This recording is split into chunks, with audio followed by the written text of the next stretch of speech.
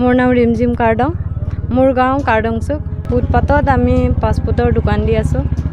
মই আৰু মোৰ ভতিজা ছোৱালী এজনী।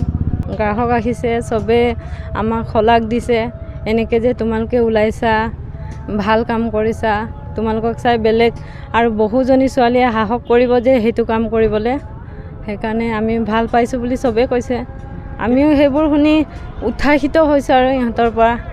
আমি এনেই পঢ়ি শুনি ঘৰতে বহি থাকোঁ, চব আমি একো নকৰোঁ। পঢ়াৰ পিছত আমি BA পাছ কৰি ঘৰতে বহি থকাটোৱে আমাৰ প্ৰায় এনেকৈ চলি থাকে আমাৰ এৰিয়াত মানে।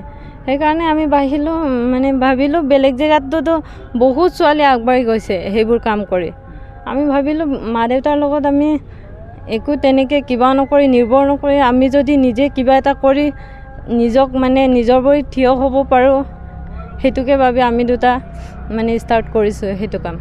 ঘৰৰ মানুহ আমাক কৰিবলৈ কৈছে, তোমালোকে যি কৰিব বিচাৰা কৰা, আমি আছোঁ লগত বুলি কৈছে।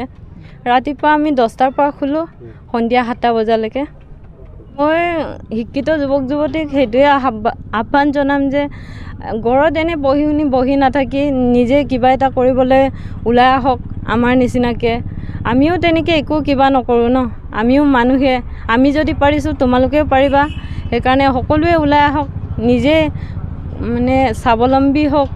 আমি প্ৰায় চায়ে থাকোঁ, এনেকৈ লাজতে আমি ওলাই নাহোঁ। আমিও এনেকৈ আছিলোঁ। পাছত ভাবিলোঁ এনেকৈ বহি থাকি কি কৰিম, মা দেউতাৰ পৰা পইচা খুজি আৰু কিমান খাম। আমি পঢ়ি শুনি কি কৰিলোঁ? পঢ়ি শুনি যদি আমি এনেকৈ বহি থাকিব লগা হয়, পঢ়াৰ কি মূল্য থাকিলে? সেইকাৰণে আমি নিজে কিবা এটা কাম কৰিবলৈ ওলাই আহিছোঁ। চাকৰিটো ইমান ইণ্টাৰেষ্ট নাই মোৰ, বিজনেছৰ ওপৰতে মোৰ ইণ্টাৰেষ্ট আছে। শ্ৰীমতী সংগীতা কাৰ্ডং, মোৰ গাঁও কাৰ্ডংচুক। মই জনাই বালিকা মহাবিদ্যালয়ৰ 2024ত ৰাজনীতি বিজ্ঞান বিভাগত গ্ৰেজুৱেশ্যন কমপ্লিট কৰিছোঁ। মই 60% পাইছোঁ।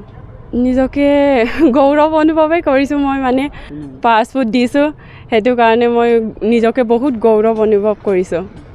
চাকৰিৰ ক্ষেত্ৰত মই এপ্লাইটো কৰিছোঁ, কিন্তু চাকৰিতকৈ মই বেছি বিজনেছত ইণ্টাৰেষ্ট আছোঁ।